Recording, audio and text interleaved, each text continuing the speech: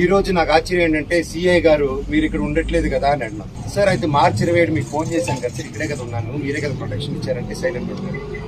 ఆయన screen shots recordings అన్ని కూడా మీకు ఇమ్మన్నాడు, ఆయన పర్మిషన్స్ తో మీకు ఇవ్వబోతున్నాను. అండ్ 1వ తారీఖున పొద్దున నేను ఆల్రెడీ ప్రెస్ బృందానికి లింక్ పంపించాను, వీళ్ళకి ఆల్రెడీ పంపించాను.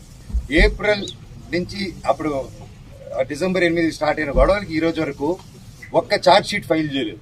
ప్రూఫ్స్ ఇచ్చారు, కత్తులు గన్నులతో కొట్టరా అని చెప్పి మా మీదకి వచ్చారు, కర్రలతో వచ్చారు, గన్నులు తీశారు.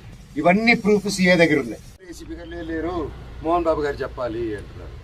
సార్ ఇది ఎక్కడ సార్, ఇంటి లోపల మా నాన్న లేరు, ఎవరు లేరు, మా పెట్స్ ఉన్నాయి, 25 మంది రౌడీ షీటర్లు ఉన్నారు.